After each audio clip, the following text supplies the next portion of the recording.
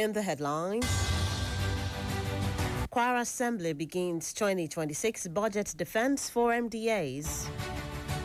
Army rescues retired colonel from kidnappers in Plateau. INEC warns Ekiti residents against multiple PVC registration. Army releases 6 Kwara vigilantes after investigations clears them. On the foreign scene, flash flood kills 16 on Indonesia's Siau Island, 3 missing. In sports news, Liam Rossinoir appointed Chelsea head coach until 2032.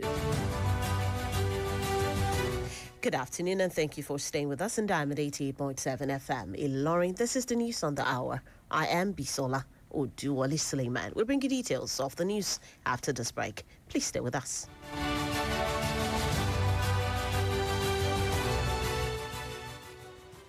Opportunity in this country, I don't lose hope. Oh my God, jackpot.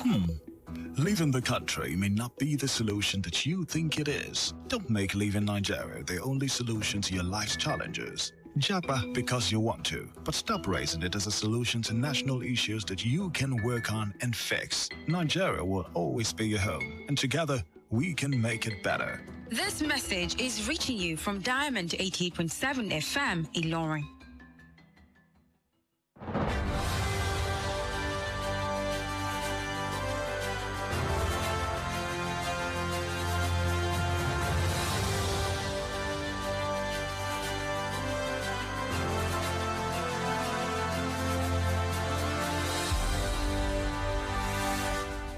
Welcome back from that break. Please note that you can listen to us via our website www.diamondfm.net or watch us live on Facebook at Diamond 87 FM and YouTube Diamond FM Ilorin.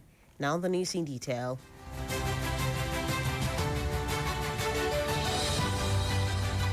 The Kwara State House of Assembly on Tuesday commenced the defense of the 2026 budget for ministries, departments and agencies, MDAs of government.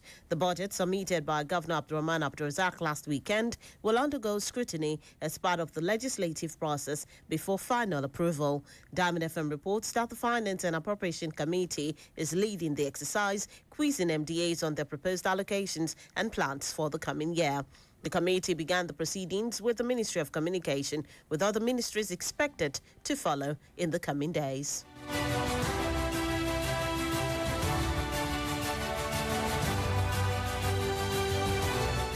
Daniel Bwala, Special Advisor to President Bola Tinubu on Policy Communication, has dismissed the speculation that former Labour Party presidential candidate Peter Obi may emerge as the presidential or vice presidential flag bearer of the African Democratic Congress, ADC.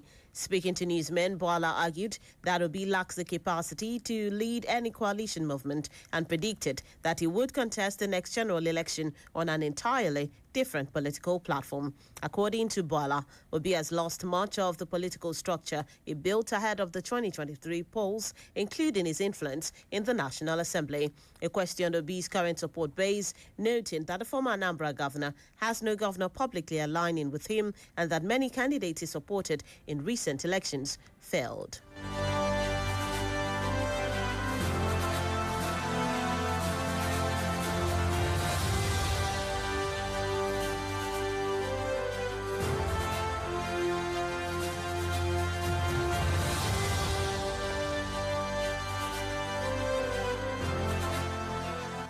The National Secretary of the All Progressives Congress, APC, Senator Ajibola Bashiru, has said the Minister of the Federal Capital Territory, FCT, Nyesom Wike, has no authority to interfere in the party's activities in Rivers State. Bashiru stated that Wike, former governor of the state, is not a registered member of the APC and therefore lacks the locus to comment on or influence the party's internal matters. Responding via the APC's official ex-handle to Wike's warning that he should steer clear of Rivers politics, Bashiru maintained that the ruling party's records show that the minister is not a member. He emphasized that as the party's national secretary, he has the responsibility to defend the interest of the APC, its members, and its structures across all states, not just in his home state of Osun.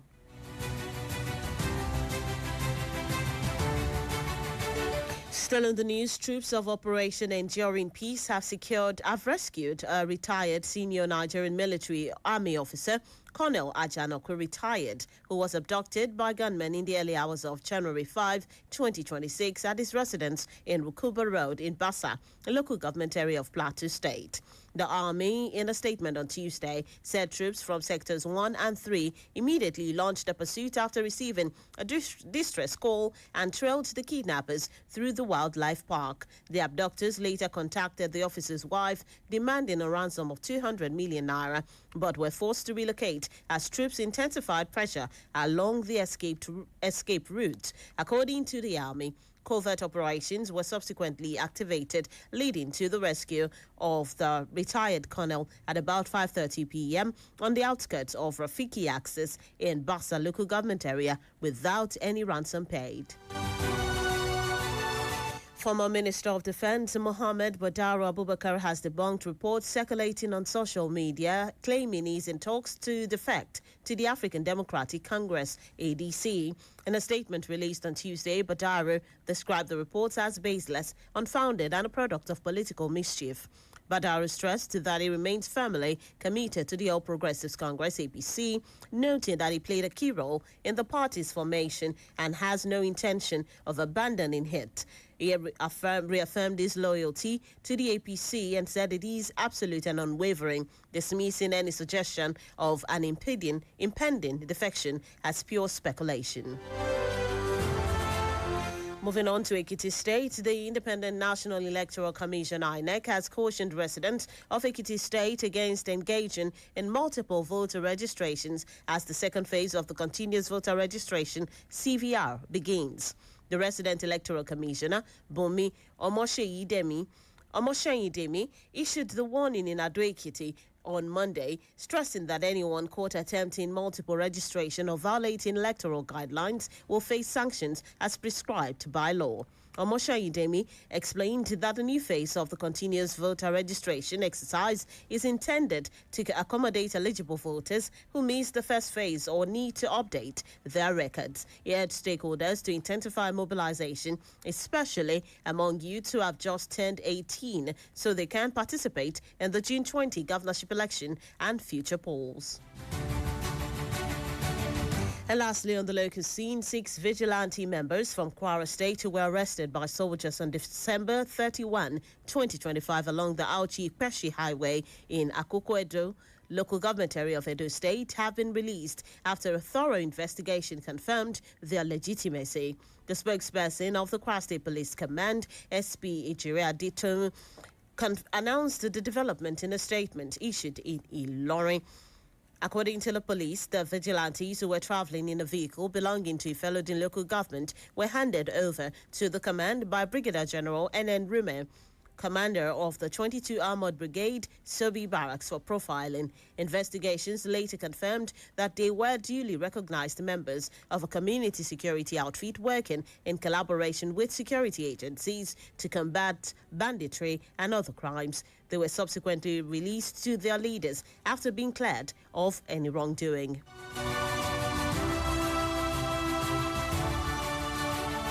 And that's it on the local scene. The news on the hour is reaching you from Diamond 88.7 FM. Laura, we'll take a short break. When we return, we bring you foreign and sports news. Please stay with us. Follow us on social media, Facebook, Twitter, and Instagram at Diamond 887 FM. Diamond FM, shining supreme.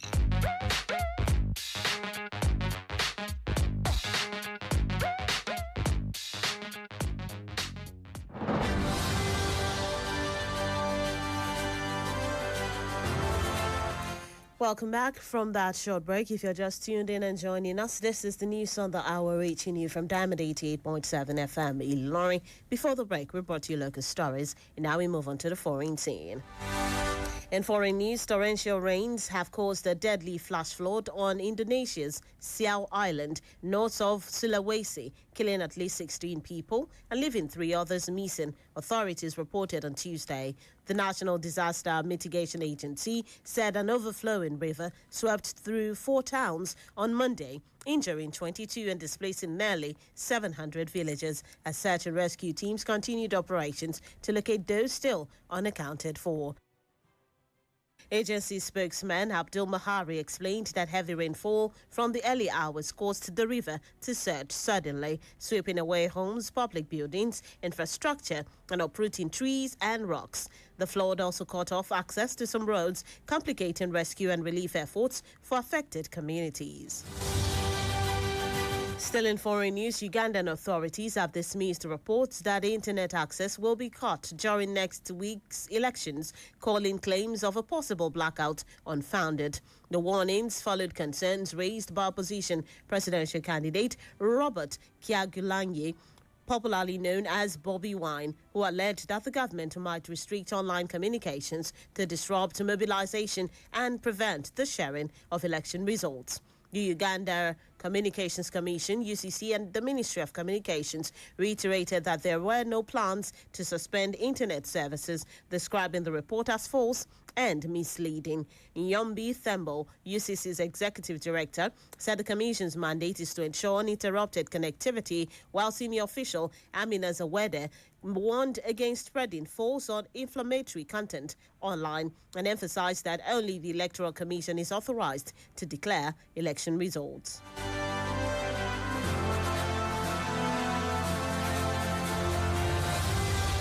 And that's it on the foreign scene. Moving into the world of sports, Chelsea Football Club has appointed Liam Rossinoir as the new head coach following Enzo Maresca's departure last week. The 41-year-old signed a contract extending until 2032 and will take charge at Stamford Bridge, aiming to continue the club's tradition of success.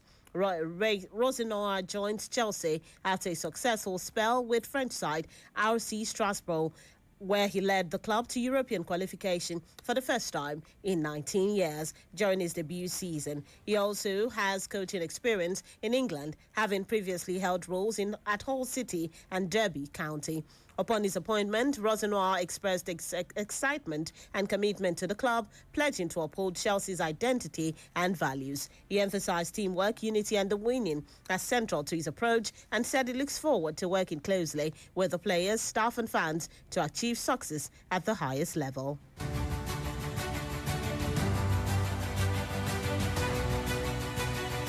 And lastly, in the world of sport, Super Eagles forward Ademola Lookman has played down the heated exchange with teammate Victor Osimhen during Nigeria's 4-0 victory over Mozambique on Monday. The incident saw Osimhen visibly upset with Lookman in the second half, leading to a brief confrontation on the pitch, despite Captain Wilfred Ndidi's attempt to intervene. Lookman described the moment as just a discussion and emphasized that there was no serious issue between them. The Atalanta forward praised the team's performance, highlighting the progress Nigeria has made in the tournament. Lookman, who has contributed 3 goals and 4 assists at the AFCON, acknowledged the pressure of representing the country, but said it has motivated him to deliver consistently for the team. And that's it in the world of sport. With that, we've come to the end of the news on the hour for today. But before we go, here's a recap of the major highlights. Kwara Assembly begins 2026 budget defense for MDAs. Army rescues retired colonel from kidnappers in Plateau. INEC warns Ekiti residents against multiple PVC registration. Army releases 6 Kwara vigilantes after investigation clears them. On the foreign scene, flash flood kills 16 on Indonesia's Siau Island, 3 missing. In sports news, Liam Rossinoir appointed Chelsea head coach until 2032. And those are the major headlines as brought to you. Before we wrap up the news, we take a look at our Today in History segment. Did you know that on this day in 1912, New Mexico was admitted as the 47th state of the United States? I take that again. On this day in the year 1912, New Mexico was admitted as the 47th state of the United States. Now you know. For news coverage or information about happenings around you, kindly contact the Diamond FM newsroom number on 09160627526, 09160627526. Join us at 3 p.m. for the news flash and at 5 p.m. for the news across the world for a comprehensive bulletin. The news on the hour was edited by Adeyemi Adewale. I am Bisola Uduwale Suleiman. Thank you for listening to your shiny supreme station. Do stay tuned for the news in Yoruba coming up shortly. Good afternoon and have a wonderful rest of the day.